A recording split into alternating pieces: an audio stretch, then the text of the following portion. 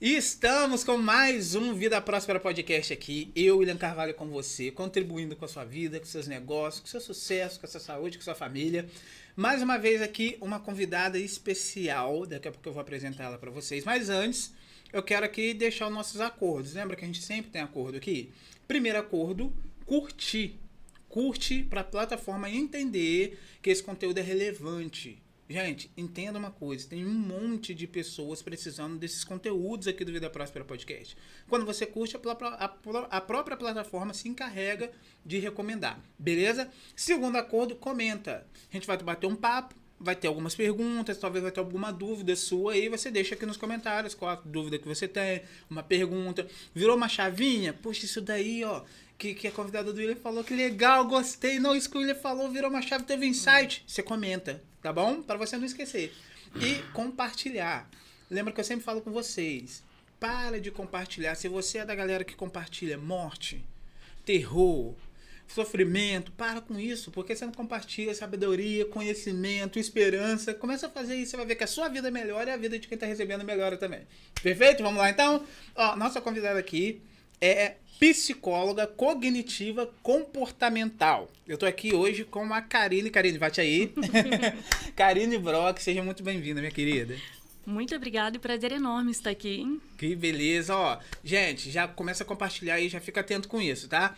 Vou fazer algumas perguntas pra Karine como é o nosso podcast. Como vocês sabem, eu tenho muita dúvida, eu tenho muita curiosidade, então vou extrair aqui da Karine o melhor que ela tem pra gente, beleza? Karine, ó, a primeira pergunta que eu faço é comum aqui do podcast, tá?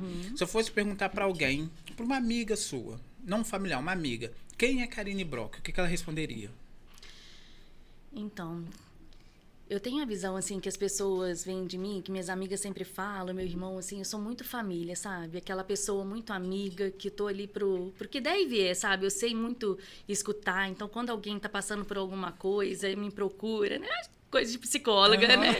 Mas sou muito eu, assim, sabe? Eu sou muito família, eu sou muito filha, então eu faço tudo para meus pais. Então, assim, quando você pergunta assim, o que seus amigos falam de você? Sempre fala isso, sabe? Karine, você tem mais pro mundo.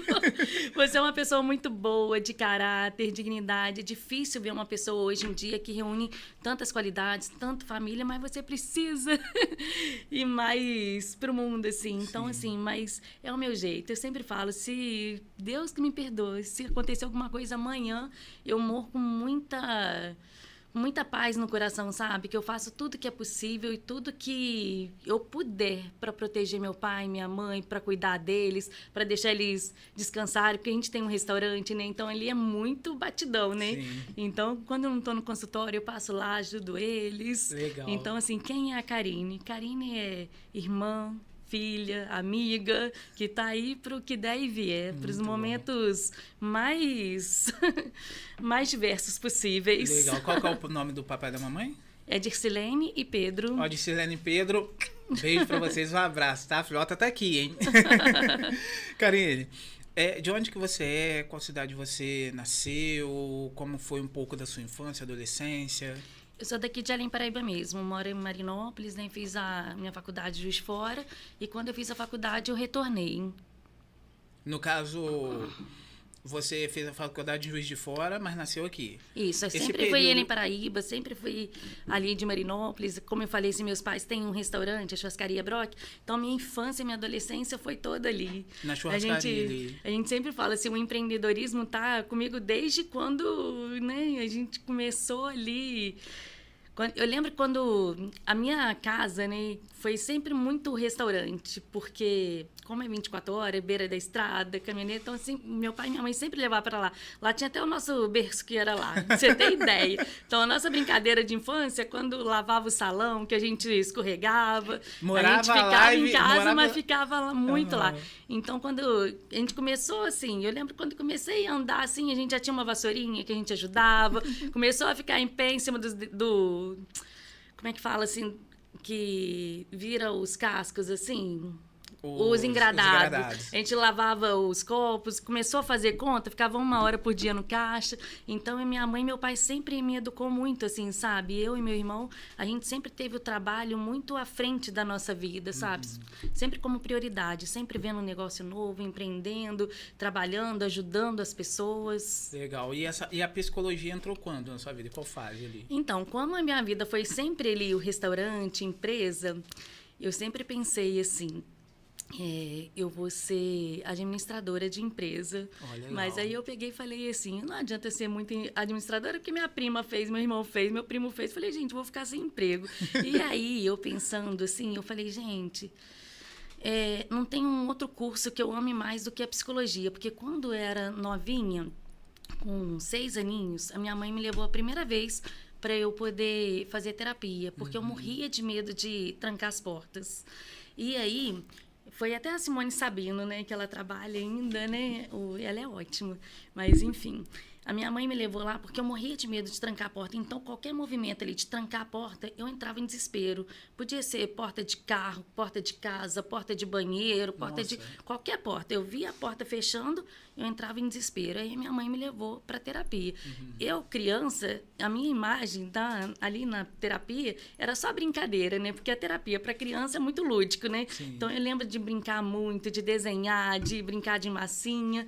E, enquanto isso, a Simone estava me avaliando, né, e tentando entender o porquê meu inconsciente sempre pegava ali aquele movimento da porta e me trazia aquele desespero. Então, a gente tem muito comportamento que a gente não entende de onde está vindo, mas está ligado na nossa história de vida, né? E ali, durante o tratamento, a Simone identificou que quando eu tinha mais ou menos uns 4, 5 aninhos, mais ou menos, a minha mãe eu tive que fazer uma cirurgia.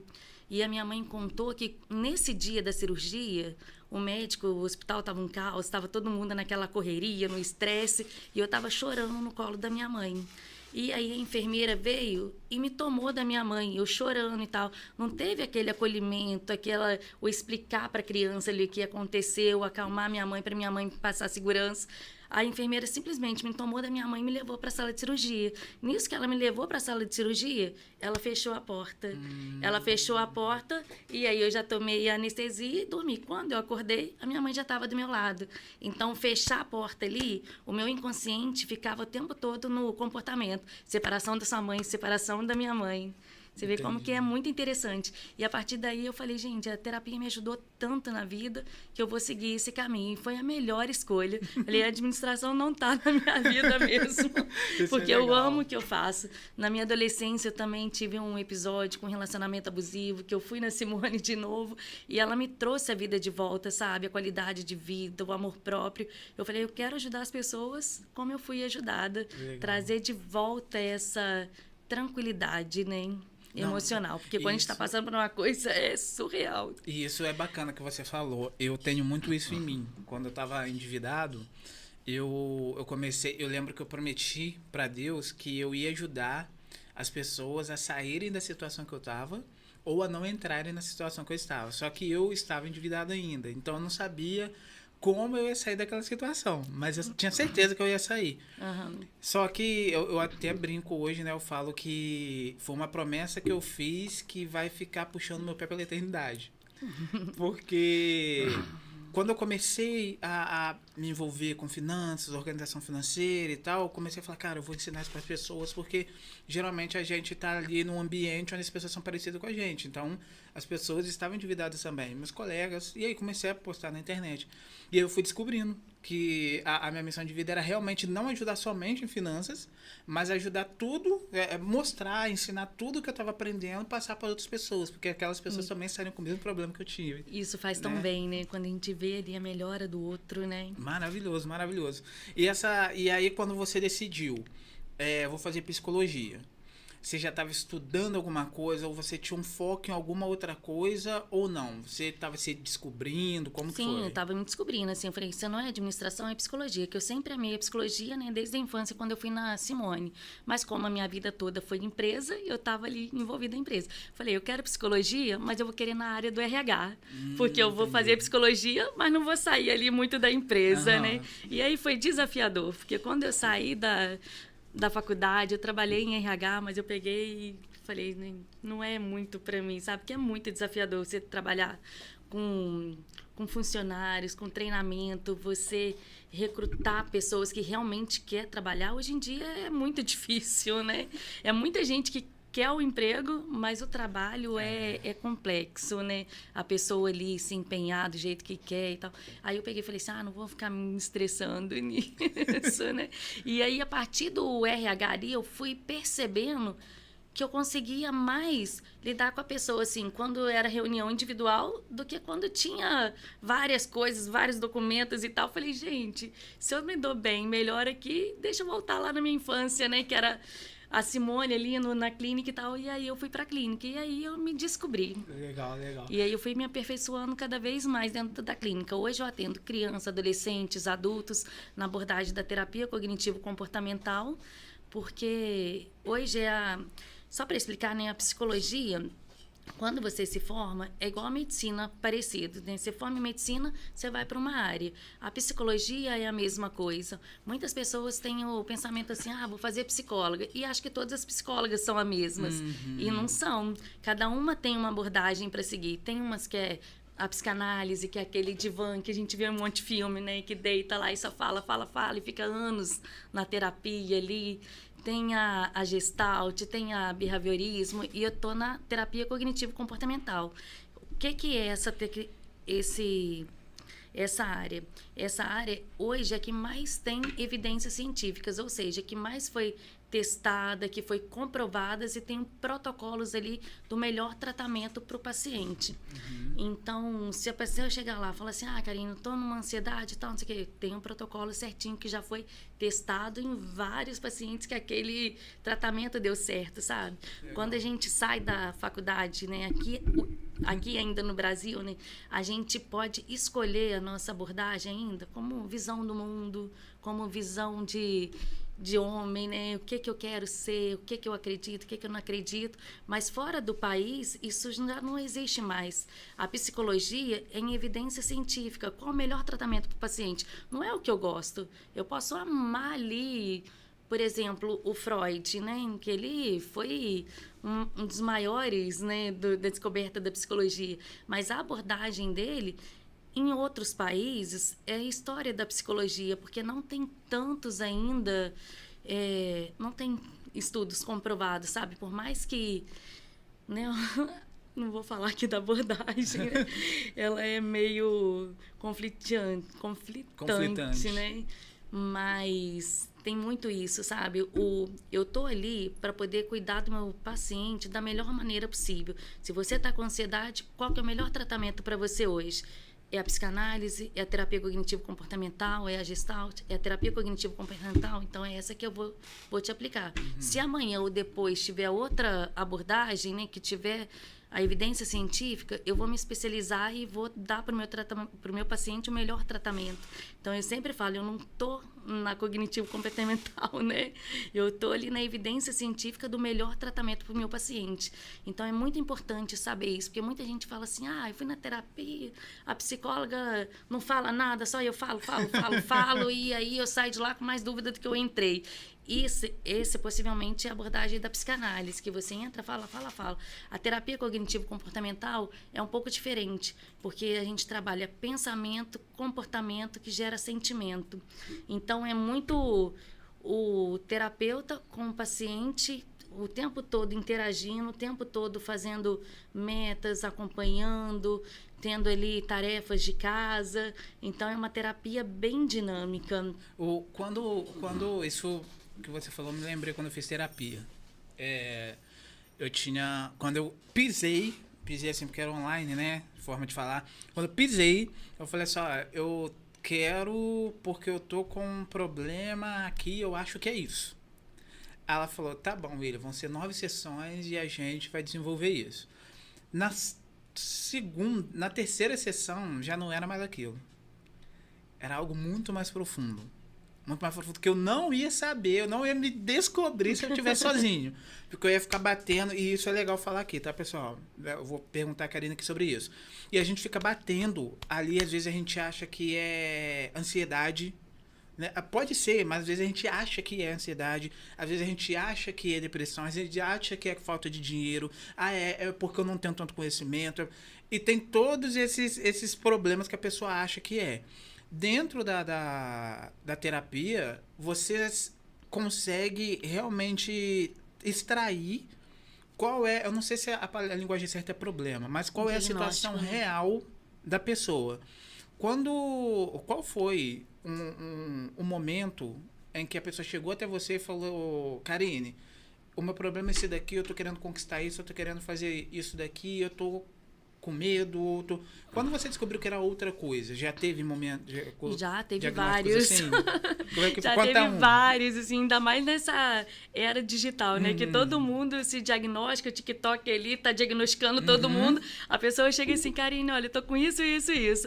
Aí na primeira coisa tu fala assim, não, você não tá com isso. Você tá com isso, você tem isso. Não, não tem. Você tem isso. Não, não tem. Não, então você tem. Não é isso, sabe? As pessoas estão se identificando muito com vídeos curtos. Mas interessante você falar que eu acho que tem um caso muito interessante que aconteceu comigo mês passado, de uma criança que veio para mim, a professora, né, a escola lá, encaminhou para mim com TDAH. A criança veio com TDAH, já estava em tratamento com medicamento, né, com neuro ali.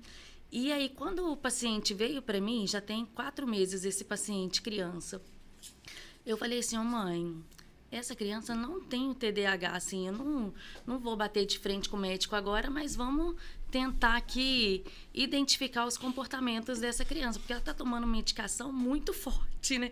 Criança ali, né? A gente tem que ter um cuidado com uma medicação, porque a medicação, ela é boa, mas, né, a gente tem que estar sempre em alerta. Eu falei assim, mãe, tira o celular do seu filho 2 semanas para a gente poder realmente analisar o comportamento dele sem celular. A mãe conseguiu, né? Há 2 meses atrás, ficou 2 meses ali na luta, 2 meses atrás conseguiu ficar 3 semanas sem celular. A criança era outro filho. Falei, viu? Não é o TDAH. Hoje em dia as escolas estão diagnosticando muitas crianças com TDAH e tal, e na verdade é excesso ali de celular, é muito estímulo sonoro, é muito estímulo visual, e aí as mães deixam a criança paradinha ali no celular, né? Que no mundo de hoje, né, é complexo isso. Mas o que a mãe fala? Meu filho tá quieto ali. E, na verdade, assim, a criança tá parada. Mas o cérebro da criança tá a 1000 por hora. É muito estímulo. E aí, quando tira esse celular, como é que a criança fica? Buscando esses estímulos, que o cérebro da criança fica a 1000. E aí a criança fica agitada, fica, né, querendo mais aquele estímulo que tinha ali no celular. E aí, sem o celular, a criança estabilizou o comportamento, não ficou com essa necessidade de estímulo o tempo todo. Então, aquela hiperatividade, aquela agitação, simplesmente sumiu depois de 3 semanas sem celular. Aí a criança estava sendo medicada por uma coisa que não era. E aí você vai no médico uma vez, fala assim, meu filho é isso, isso, isso, isso. É TDAH. E no adulto, Karine, fica um pouco mais difícil de resolver a situação, porque a criança, por mais que tenha estímulos, a gente também tem, né? O adulto também tem. Eu acredito que já existem vários fatores, como que eu posso dizer, enraizados no adulto que na criança ainda não estão. No adulto, é um pouco mais difícil, é um pouco mais complexo, ou as etapas, o processo é o mesmo? Não, o processo é absolutamente o mesmo, ainda mais que o adulto também tá... A gente também tá muito no TikTok, Sim. Tá muito naqueles vídeos ali, TDAH isso, não sei o quê, TDAH, porque tá na moda, né? TDAH no TikTok. E aí vai um monte de adulto pra mim falando assim, Karine, tô me identificando com isso, isso, isso. Karine, falei, não é isso, gente, é muito mais complexo o transtorno, sabe? Você tá com uma agitação, você tá com um déficit de atenção ali, porque realmente, assim, o celular, se você fica ali muito tempo procrastinando, você vai deixar de ler, você vai deixar de fazer o que tem que ser feito, você vai adiando coisas. Aí você fala assim, eu não tô indo na academia porque não tô conseguindo ir, não tô conseguindo fazer minha dieta porque eu não tô conseguindo seguir.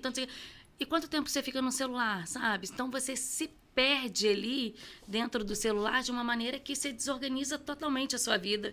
E aí muitas das coisas que você tem que fazer, você vai deixando para depois, e depois você vai culpabilizando, né? E fala assim, não, eu não faço isso por causa do meu TDAH. Eu não faço isso por causa disso. E não é. E não é. Muitas vezes mas muitas vezes não é.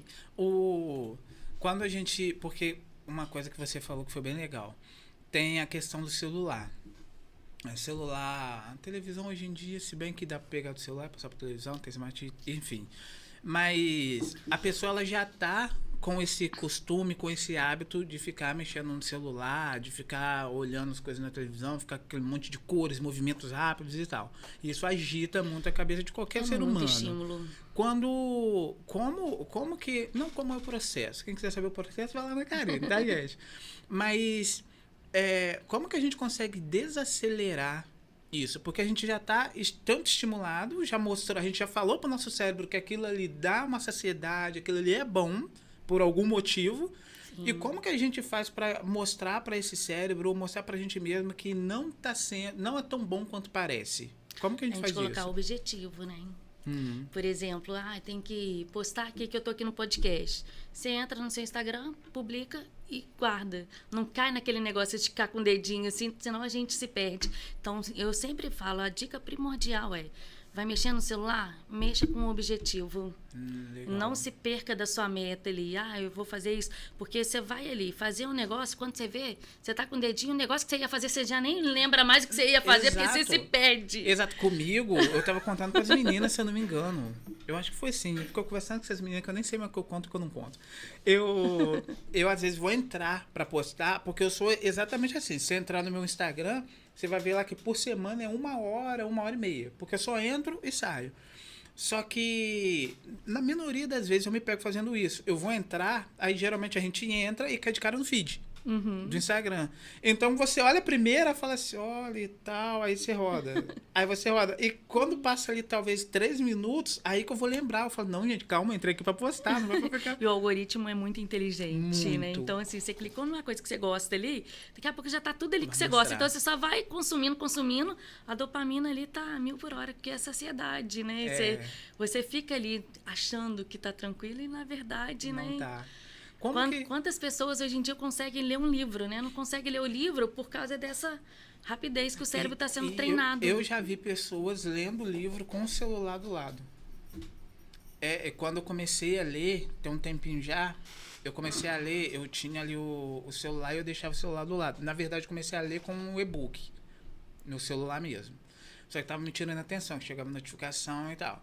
Aí ensinaram na internet, falou, tira as notificações que você consegue ler. Aí eu tirei as notificações. Só que o cérebro, é o que você falou, já estava domesticado.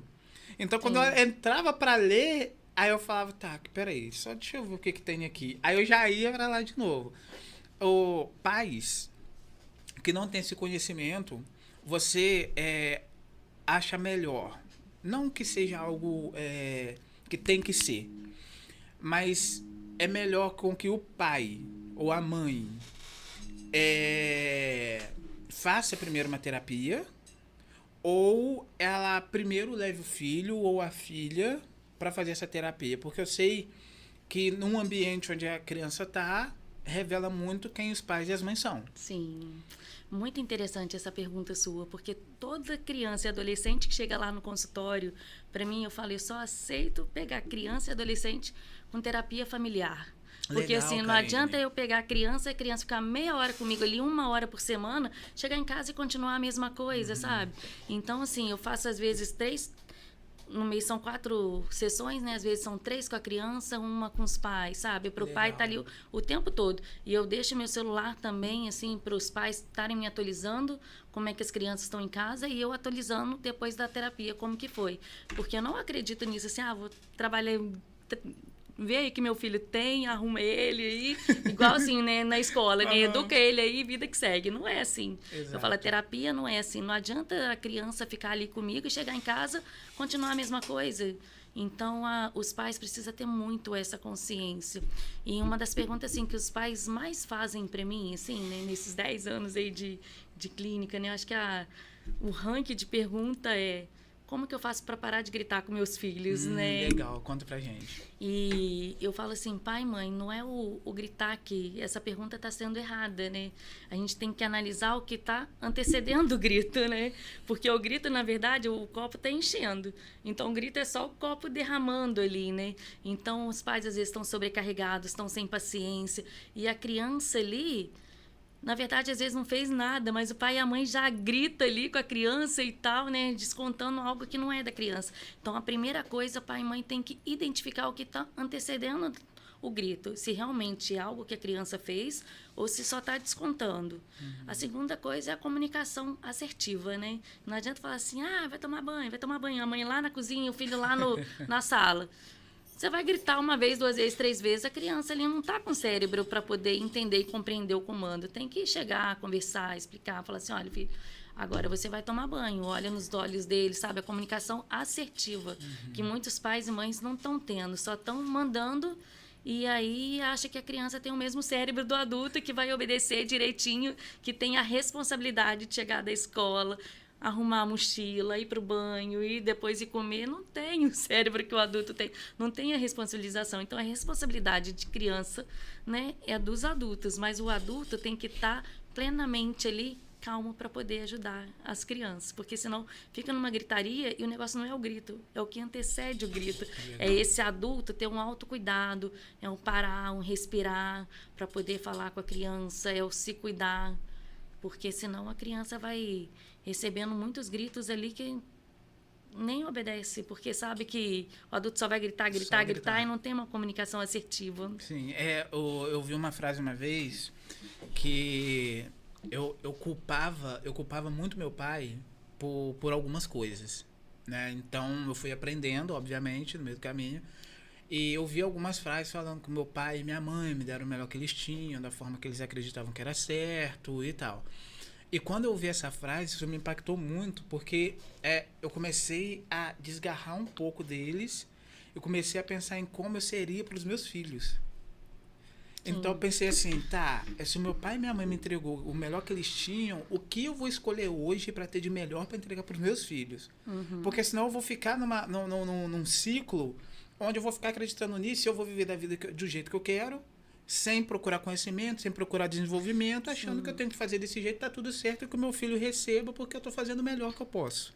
Essa questão assim de analisar o passado, todas as abordagens fazem isso, mas a psicanálise em específico, né, tem muito essa questão de pai, de mãe, né, como a terapia cognitivo-comportamental, né, que é a minha abordagem, a gente trabalha muito com a autorresponsabilidade, né? O teu muito passado tá aí para você compreender os seus comportamentos, não para poder deixar o teu passado te assombrar, sabe? Então você vai falar assim, tô bebendo aqui, é culpa do meu pai, que não sei o quê, da minha mãe, que não sei o quê. Você sempre vai culpar o outro e você não vai puxar uma responsabilização. Então, na terapia cognitiva, a gente fala assim, não, peraí, você tem quantos anos? E eu tô com 36. Tá com quantos anos? 36 anos. Você faz o paciente tentar trazer para a consciência que ele tem 36 anos. Então, assim, ele tá bebendo por causa do pai dele e da mãe dele? Não. Foi ele que foi lá e comprou a bebida, foi ele que pegou o copo, tá colocando na boca, sabe? Então, é trazer uma autorresponsabilidade. Peraí, meu pai e minha mãe fizeram isso comigo no passado. Mas não é por causa deles que eu vou beber aqui. Eles fizeram isso comigo e eu tenho a possibilidade de ressignificar o que eles fizeram comigo, foi o que você fez, e me tornar uma pessoa melhor. Eu não vou ser assim para sempre porque eles foram assim. É puxar a responsabilidade. Porque quando a gente fica culpando o outro, a gente fica ali num ciclo de comportamentos disfuncionais e a gente não consegue resolver. E quando a gente puxa essa autorresponsabilidade, a gente fala assim, não, peraí, meu passado ali tá fazendo eu entender porque eu tô tendo esse comportamento, mas a responsabilidade é minha, então eu consigo modificar o meu comportamento. Muito, muito bom. Gente, ó, não esquece de compartilhar, eu sei que você tá gostando do papo, tá? Esse daqui, tem ouro aqui. E me fala uma coisa, Karine, todo segmento, todo profissional, todo nicho, ele sempre tem mitos, sempre tem algumas verdades, sempre tem verdades, mas algumas mentiras que parecem verdades e tal. Dentro da sua área, do seu segmento, quais são ou qual é o maior mito que as pessoas falam e passam para o outro? O maior mito, né, é que a psicologia é para doido, né? Muito Eu bom. acho que a gente ficou muitos anos nisso, sabe? De que psiquiatra é só para doido, psicólogo é só para doido. Então tem muitas pessoas ainda, né, com né, na zona rural, que talvez não tenha um pensamento, uma cabeça tão assim, igual a pessoa de cidade grande, igual já, né?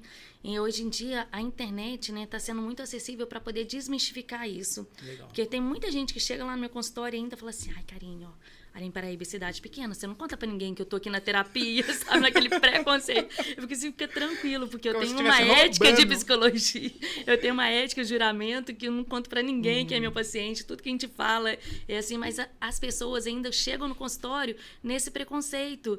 E aí a gente tem que desmistificar isso, porque terapia é qualidade de vida, é autoconhecimento. Muitas pessoas vão por causa de ansiedade, por causa de depressão, por causa de alguma questão ali no relacionamento. Mas muitas pessoas vão, mesmo é para poder, assim, eu tô assim, mas eu quero me melhorar isso, sabe? É de autoconhecimento mesmo, de autoestima. Legal, legal. E a pessoa que tem ali uma ansiedade, uma depressão, ela não precisa passar por isso sozinho, né? Sim. Não precisa falar assim, eu tô com isso, eu vou vencer isso sozinho e tal. Não, gente. Tem tratamento. E se tem tratamento, é muito melhor a gente buscar um tratamento do que ficar ali sendo a vida inteira, né, na síndrome da... Como é que fala? Na síndrome da... esqueci o nome da moça ali, da Gabriela. Uhum. Eu sou assim, nasci assim, morri assim. Não é. Eu posso ser assim, mas eu tenho a possibilidade de estar sempre me melhorando, né? Então, a terapia, ela faz muito isso, sabe? É desmistificar que terapia é um ato de amor próprio. Quando a gente vai para terapia, a gente vai se melhorar sempre. Muito bom. E é muito importante a pessoa querer, né? Porque quando a pessoa vai, é outro tratamento. Entende? Isso que você falou do querer. Porque eu lembro que quando eu era menor, não sei, não era na adolescência. Bom, acho que era na adolescência, uns 12 anos, por aí. Minha mãe me levou num psicólogo. E eu lembro que eu tava numa fase muito revoltada. E acontece muito com adolescente. Então, Adolescente vai numa obrigação e aí a gente tem toda exato. uma técnica ali para poder fazer ele querer. É nessa Sapucaia. E eu lembro que eu chegava lá, a minha mãe quase me batia, porque eu chegava, ele perguntava as coisas e eu não falava. E é literalmente, Karine, eu não falava. Ele perguntava, eu ficava na minha. Às vezes eu olhava pro cara dele, às vezes eu olhava pro teto e tal. Eu não falava. Eu não queria falar. Não era problema de cabeça, não. Eu não queria falar. E minha mãe queria quase me bater. Você tava numa revolta, né? Aí que você se revoltava mais ainda. Minha mãe queria quase me bater lá dentro. Então eu lembro dessas cenas. E depois de alguns anos, como eu tava te falando aqui nos bastidores, eu fiz a terapia. E, na verdade, a minha esposa fez primeiro. E aí eu vi a mudança drástica que a minha esposa teve com 3 sessões. Foram 9, mas ela fez 3, ela já teve uma mudança drástica. E eu já sabia do que se tratava terapia, até porque eu estudo muito, pesquisava, só que eu não tinha essa convivência, né, experiência. Depois que ela fez, eu fui fazer também. E aí eu vi que realmente tinha várias coisas que eu ainda não sabia sobre mim. E é mais louco isso. Você deve pegar pacientes assim. Sim. O mais louco é a gente ter a convicção que a gente sabe quem a gente é. Não, eu sei quem eu sou, eu sei por que eu faço isso, eu sei disso daqui, eu sei tudo sobre mim. Só que quando eu fiz a terapia, eu falei assim, gente, Você tem uma análise. Eu sei pouquíssimo sobre mim. E não eram só coisas ruins, coisas boas também. Sim. Quando o paciente chega até você, eu acredito que ele faz várias descobertas, né? Porque isso é mostrado para ele. Mas ele se descobre com toda a conversa, com todas as perguntas que você faz, ou você mostra para ele aquilo que ele ainda não viu? Como que funciona? Você conseguiu entender minha pergunta? Sim.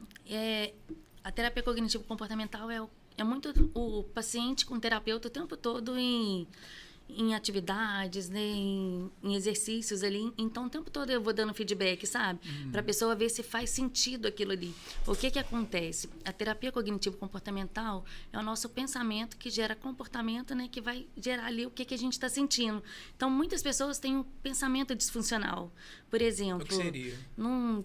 Não vou conseguir nunca fazer isso. Por exemplo, a pessoa tem essa crença nela, né? Nunca vou conseguir fazer isso. E ali na terapia, a gente vai desmistificando essa crença que a pessoa tem. Você fala assim, não, peraí, mas você fez isso e tal, então você consegue fazer isso. Então, não é de tudo que você não consegue. Então, a gente vai modificando o pensamento da pessoa. E a pessoa vai se tornando ali, vai conseguindo identificar comportamento que antes ela achava que dava uma barreira, e aí vai conseguindo ressignificar. Um exemplo bem tranquilo, assim, para poder entender. A mesma situação, como o pensamento muda completamente a situação. Saindo da escola, 2 meninos. Um menino sai, a mãe dele não tá ali. Qual que é o primeiro pensamento que o menino pode ter? Bom, eu vou me colocar no lugar do menino. Eu pensaria que a minha mãe tá atrasada. Isso. Fala assim, minha mãe tá atrasada, minha mãe esqueceu de mim, né? Sim. E aí, qual que é o sentimento que vai gerar De na abandono. criança? De abandono. A criança vai ficar rejeitada ali, vai ficar... E qual que vai ser o comportamento? Vai talvez se isolar, Sofrimento, né? isso. Então, o pensamento ali, minha mãe esqueceu de mim, vai gerar ali o sentimento de abandono, que vai ter o comportamento de isolamento, de tristeza, de choro, né? E a mesma situação com outro menino. O outro menino saiu ali no mesmo horário, a mãe dele não tá ali. Qual que é o pensamento que ele pode ter? Fala assim, poxa, minha mãe não chegou, não vai dar o tempinho de eu brincar aqui com meus amigos. Qual que vai ser o sentimento dele? Vai ser de alegria. Qual vai ser o comportamento? De aproveitar. Então, às vezes, eu sempre falo, quando a pessoa chega na terapia, a gente não muda a história de vida da pessoa. A pessoa está ali na rotina dela, na história dela. O que a gente muda é o jeito que vê a situação. A interpretação. Esse exemplo dos meninos ali é a mesma situação, mas cada um viu a situação de uma maneira diferente. Então, cada um sentiu de uma maneira diferente, o comportamento foi, né? Cada um ali de acordo com o que pensou. Então, você está no pensamento. Quando você está muito no pensamento negativo, primeira coisa, a gente tem que entender esse pensamento seu e modificar. Modificando o seu pensamento, você vai modificar o que você sente, para você sentir melhor e ter um comportamento mais positivo do que você ter um comportamento destrutivo. Legal. Isso é importantíssimo falar, porque a gente geralmente quer mudar o resultado. Né? Eu quero ganhar mais dinheiro, ou eu quero sair das dívidas, ou eu quero crescer meu negócio, ou eu quero ser uma mãe melhor, um pai melhor. A gente quer mudar o resultado. E aí a gente vai à procura de coisas que a gente tem que fazer que não está errado, né? O resultado vem do que a gente faz. Sim. Coisas que a gente tem que fazer para ser um melhor pai, para ser um melhor empreendedor e tal. Só que entra muito isso que você falou. A interpretação que eu tenho do que é ser isso, ou do que eu vi, ou do que eu ouvi, que vai me gerar esse resultado. Sim. E dentro da terapia, é isso que é trabalhado. Sim. É você mudar o seu pensamento, sabe? Falar assim, meu pai talvez foi assim, meu pai foi assim comigo, mas hoje eu sou adulta, eu entendo que meu pai e minha mãe fizeram muitas coisas boas, mas tem muitas coisas que eu posso modificar e me melhorar enquanto pai, sabe? A gente vai mudando o pensamento, fala assim, eu não consigo ser um bom pai e tal. Não, peraí. Você estava lá com seu filho e tal, fez isso, você é um bom pai. Legal. Entendeu? A gente vai modificando o pensamento da pessoa para a pessoa conseguir se reconhecer. Porque se a pessoa não tem um pensamento bom, ela vai ter só pensamento destrutivo, que não consegue, aquilo paralisa, a pessoa não consegue pegar um celular, por exemplo, para poder gravar, porque fala assim, eu não vou conseguir aqui, eu tô com medo e tal, as pessoas vão julgar. E aí esse comportamento te trava. Esse pensamento te faz o sentimento de insegurança que te trava. E aí fala assim, um pensamento, não, vou gravar e deixa aí, cada um que lide com o seu próprio pensamento, com o seu julgamento, e a partir daí, vida que segue. Seu comportamento é outro. Então, tudo parte do jeito que a gente pensa. Por isso que eu acredito muito na terapia cognitivo-comportamental. Porque a gente precisa, primeiro ponto, mudar o pensamento. Parece uma coisa super simples, mas não é. Porque às vezes a gente tem uma crença tão assim, né? Que aquela crença faz com que a gente acredite em coisas que paralisa a gente diante ali do medo, de uma insegurança, de uma situação. É igual essa frase que eu falei, que é muito comum a gente escutar, né? Não consigo fazer isso, não vou dar conta de fazer isso. E aí, na terapia, a gente vai mostrando para o paciente várias coisas que ele conseguiu. E aí, ele vai conscientizando de que ele está sendo muito má com ele mesmo, sabe? O pensamento, às vezes, tortura muita gente. E aquela frase do... Não sei se foi Henry Ford... se você acredita que pode, eu acredito que não pode, dos dois jeitos você tá certo, né? Exatamente. Tem uma parte no filme, não sei se você já viu o filme A Cabana. Não, da Cabana não, eu vi do Ford, da Ferrari, que eu achei que você tava falando deles. O filme A Cabana tem uma parte que o rapaz vai conversar, gente, eu não vou contar o filme todo aqui, depois vocês vejam, e é muito bom, tá? Ele vai conversar com a sabedoria. A sabedoria tá se eu não me engano, tá tipo numa caverna, uma moça de branco e tal. E ele vai conversar com a sabedoria mostra no vídeo pra ele. E esse cara, ele tinha raiva do pai dele, ódio do pai dele. E ele perdeu uma filha. Então ele foi acumulando toda essa angústia, raiva, ódio. E ele foi conversar com a sabedoria. Quando ele foi conversar com a sabedoria mostrou um vídeo pra ele. de um homem batendo no filho, machucando o filho, prendendo o filho numa corrente, fazendo horrores com o filho. Aí ele foi e perguntou, a sabedoria perguntou para ele, falou assim, como que você julgaria esse senhor? Ele é um crápula, isso é horrível, isso é um horror. A sabedoria fala, então, aquele que está apanhando é o seu pai.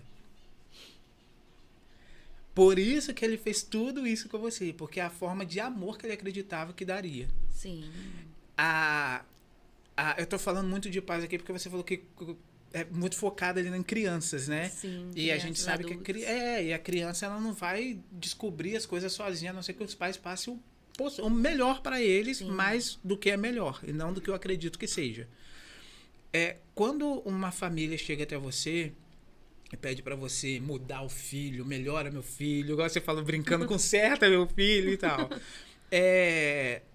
O primeiro passo que você dá são com os familiares, com o pai, com a mãe, com o tio e tal, ou é primeiramente com a criança? Ou o primeiro passo ali é com todo mundo junto? Como que funciona esse processo? Então, a primeira consulta é sempre com os pais para eu poder entender todo o histórico. Aí a segunda consulta é com o filho para eu poder avaliar, né, o que realmente é real, que os pais falaram, muitos comportamentos dos filhos ali que eu não consigo identificar no consultório que os pais falam, mas a gente sabe que acontece, né, que o comportamento com os pais às vezes é muito diferente do que com outras pessoas, porque fica ali numa disputa, né, de atenção, de guerra e tal, e aí eu vou fazendo o tempo todo, é terapia familiar, porque não adianta eu trabalhar se o outro não... É igual a questão do celular. Não adianta um menino ir lá e falar assim, meu filho tá com muita hiperatividade, tá muito sei o quê, joga tudo pro chão, não faz nada que eu peço e tal, não sei o quê. Não adianta. Eu falei assim, pai e mãe, vamos fazer um acordo. O seu filho vai ficar 1 hora por celular por dia. Eu preciso dele junto na terapia. Legal. Pra gente poder desmistificar isso. Que criança sabe o que tá fazendo. Não sabe, gente. Não sabe. Criança faz o que o pai e mãe permite, né? Essa responsabilidade é dos pais. E geralmente Só que essas crianças são muito né? espertas, sabe? Estão falando coisas que a gente nem acredita. Aí fica numa falsa sensação de que eles sabem alguma coisa. Mas a gente volta mais ou menos com 14, 15 anos. A gente achava que sabia tudo no mundo. A gente olha para trás e vê que não sabe nada. Imagina a gente criança. Exato. Então a gente vê essas crianças hoje em dia e fala assim, nossa, é muito inteligente. Tal. E não é. É uma criança que acha que sabe, mas não sabe nada. E aí precisa dos pais ali orientando com paciência. Porque se for na agitação, na gritaria, também não adianta nada. E aí na terapia eu trabalho muito essa conscientização dos pais. A gente está com um projeto agora no final do mês de abrir um espaço, vai ser Espaço Expecta, né? Dessa expectativa legal. dos pais, né? Que vai ser um espaço, né, multidisciplinar com todos os profissionais ali para poder facilitar a vida dos pais. E eu falei que o mais importante que vai ter nessa clínica, né, nesse espaço, é o acompanhamento com os pais. Porque não adianta a gente trabalhar a criança se não trabalhar os pais. Dentro dessa perspectiva que você tem com os pais, com a criança, depois que você começou a se envolver com a psicologia, se formou, você viu algum comportamento lá atrás, não dos seus pais em específico, mas alguma coisa que você falou, gente, então é por isso que meu pai ou minha mãe fazia dessa forma, então é por isso que eu achava que o mundo era desse jeito. Teve algum momento que você se autoanalisou e viu que eles... Porque a gente, quando olha para os nossos pais, a gente fala assim, eu pelo menos, tá? Vou falar de mim aqui. Quando eu olho para meus pais, hoje eu entendo assim, poxa, eles fizeram o melhor mesmo. Né? Fizeram o melhor, no tanto que o mesmo comportamento de quando eu tinha 12 anos é o mesmo comportamento até hoje. Então é isso mesmo, é dessa forma aí. Mas hoje eu percebo isso porque eu passei por todo esse processo. Quando você passou por esse processo, conhecendo a psicologia, se tornou uma psicóloga, você também percebeu que os seus pais tiveram comportamentos, não que te prejudicou, mas comportamentos que você falou, tá, agora eu entendi porque que meu pai agia daquele jeito, minha mãe desse jeito. Você também teve isso? Sim, a gente tem insight o tempo todo. E uma das coisas, assim, que eu observo muito, assim, né? O pai e a mãe, né, sempre dedicaram a gente, né? Sempre fez tudo ali pela gente, mas sempre trabalhou muito, né? Então a gente sempre teve muito envolvido ali no restaurante. A gente ficava em casa de vez em quando, mas a nossa casa mais, assim, é sempre o restaurante. E tem uma coisa muito curiosa da minha mãe, que a minha mãe quando ela era novinha, minha avó sempre estava naquele comportamento antigo, né? Assim, na hora de tomar banho não pode fazer mais nada, porque tá limpo e tal, não sei o quê. E quando a gente estava no restaurante, era a mesma coisa, sabe? A gente brincava e tomava banho, minha mãe deixava a gente ficar assim, sabe? Mas hoje eu fico assim, mãe, você é assim porque a avó foi assim com você, mas não é assim, pode tomar banho e continuar fazendo as coisas, e depois chega em casa e toma um banho no final do dia de novo, sabe? Mas legal. É um comportamento que se você não vai quebrando o ciclo, se você não consegue perceber isso, talvez eu faria com o filho meu, sabe? Legal. Que minha avó fez com a filha dela, minha mãe fez comigo. Não, eu te perguntei exatamente. A gente vai disso. Tendo assim percepções, assim, é um comportamento bobo, mas que tá ali ligado na história de vida, que é né? Jeito ele sim, que tomou banho, né? Não pode fazer mais nada. E realmente as pessoas, bom. Assim, de roça, assim, né? É assim, né? Você faz as coisas assim durante o dia, chega no entardecer, toma um banho. Acabou. E fica quietinho, assim, só vai a comer. A avó era assim, a mãe era assim, mas eu não preciso ser assim. Legal isso que você falou de vó e mãe, que eu lembrei de uma história do peixe.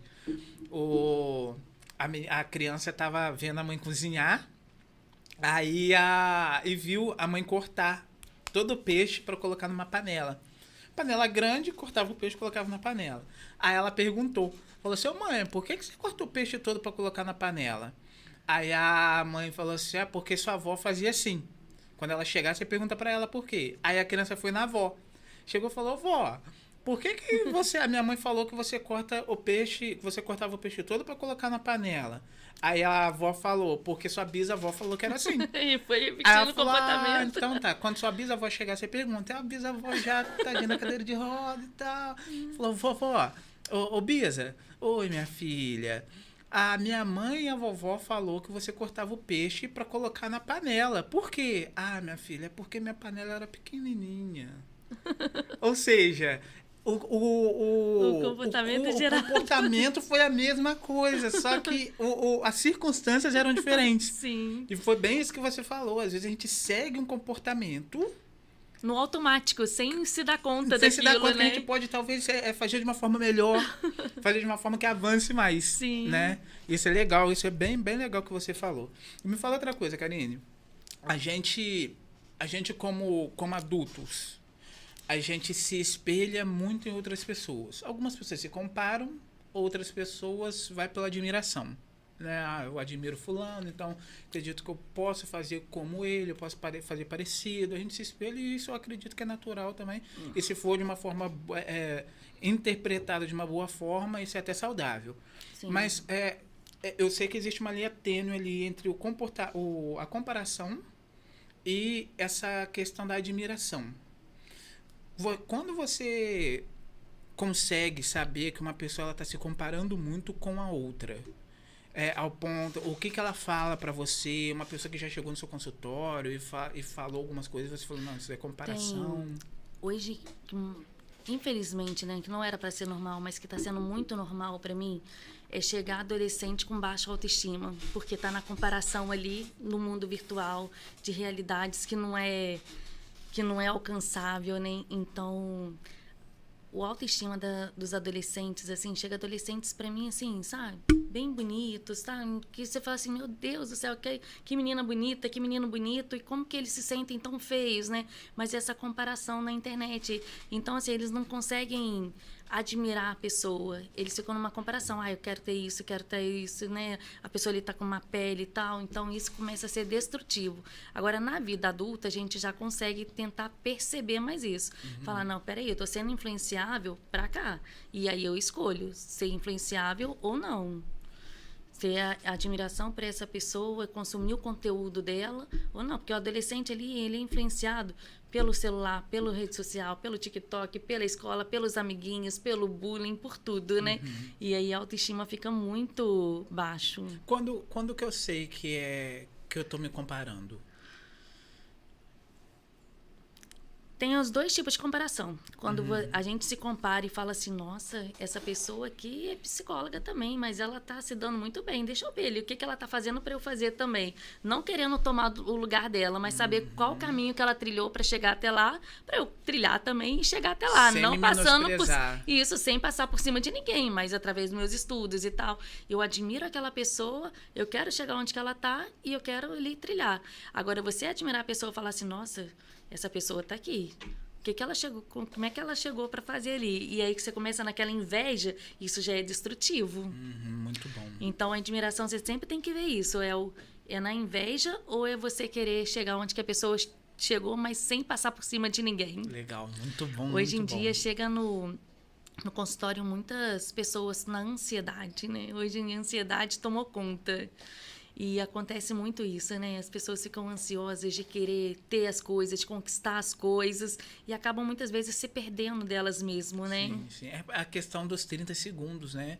Às vezes a pessoa posta 10 vídeos de 30 segundos e como o nosso cérebro não entende, aliás, entende, mas a pessoa geralmente não consegue filtrar, então ela acha que a vida toda da pessoa é aqueles 30 segundos. Então acha que e o que fica o numa processo comparação muito irreal.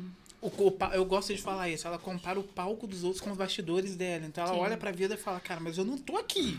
Tem muita gente no consultório hoje chegando num nível de ansiedade que como é que fala? O encaminhamento é junto com o psiquiatra, com a medicação junto. Eu sempre falo assim, eu nunca sou contra a medicação, igual eu falei da criança ali, né? Que a gente tem que ter muito cuidado Sim. com a medicação. Mas a medicação é muito aliada, porque dando aqui um exemplo, eu adoro analogias, que eu acho que a gente Ótimo, entende ótimo. melhor, né? Por exemplo, você tá no mar ali, você caiu do navio, você quer se afogar ou você quer uma boia? Uma boia. Uma boia, né? A boia é para sempre? Não, é só você chegar num local seguro e tira a boia. A medicação também, eu acho que é a mesma coisa, sabe? A medicação Legal. não é para sempre.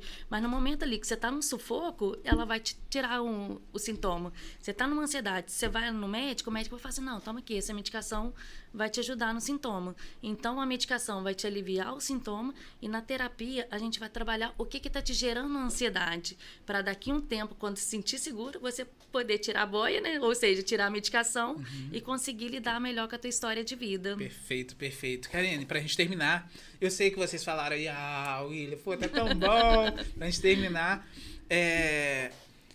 eu vou criar uma história aqui pra você, tá? Você vai desaparecer da Terra, vai sumir da Terra. Só que você vai deixar 3 conselhos pra humanidade. Só que essas pessoas não vão saber que foi a Karine que deu. Eu ouvi isso em algum lugar, não sei de onde, essas pessoas vão seguir esses 3 conselhos. Quais seriam os 3 conselhos que você deixaria? Não acredite totalmente no seu pensamento, né? Que às Ótimo. vezes a gente pensa coisas que não são reais. E aí o que acontece? Às vezes no nosso pensamento a gente cai num território muito perigoso que é a imaginação. A imaginação é perigosa porque a gente imagina qualquer coisa, só que às vezes a gente imagina coisas muito contra a gente, né? Então a gente vai criando situações ali que pode ser que nunca aconteça. O perigo é qual? A imaginação não é real, mas o sentimento é. Então a gente começa ali num sofrimento, numa angústia, numa ansiedade, que quando você para, respira e fala assim, peraí, o que eu tô aqui? E é isso, não tem nada disso. A gente se traz de novo para a realidade. Então, a primeira dica, eu acho que é essa, sabe? Não acredite em todo o seu pensamento, que tem muita crença aí, que você pensa que você não consegue, o pensamento não é real. Então, começa a se questionar. Esse pensamento tem sentido? Esse pensamento é isso? Ótimo, ótimo. Aí Segundo. um segundo, a gente precisa ter fé, né? Porque eu acho que no momento ali de uma dificuldade que a gente tem, né? O sucesso, eu sempre falo, é toda a trajetória, não é só o final, não é só a conquista.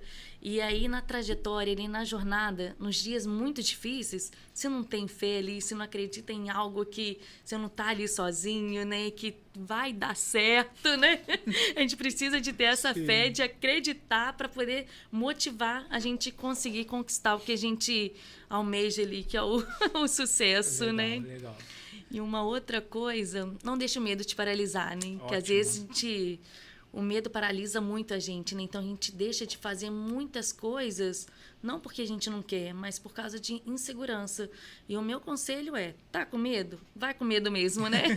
A gente não consegue vencer o medo de andar de avião andando de carro, né? Legal. Pra gente andar, perder o medo de avião, a gente tem que encarar ali o medo do avião. Legal. A gente tem, dentro da terapia cognitiva, a terapia de exposição, sabe? A gente tem que se expor no ambiente. Igual assim, ó, eu vou gravar aqui a entrevista. A minha primeira, segunda, terceira, eu sei que não vai ser tão boa. A 100ª vai ser boa. Mas para eu chegar na 100ª, eu tenho que vencer no medo da primeira, da segunda, da terceira. Então, tá com medo? Vai com medo mesmo. Ótimo, gente. Ó, deixa suas redes sociais aqui pra gente. O YouTube, se você tiver, Instagram. Quero muito te agradecer, que foi um prazer enorme estar aqui. O meu Instagram é @KarineBrock e meu WhatsApp é 32 98492 9256. Perfeito. Gente, ó, prazer, Karine, bate aí pra gente terminar. Tá? Prazer te receber aqui. Prazer enorme estar aqui. Gente, fica com Deus. Compartilha o conteúdo, não esquece. Curte, comenta os insights, compartilha o conteúdo. Beleza? Até o próximo podcast. Fica com Deus. Tchau.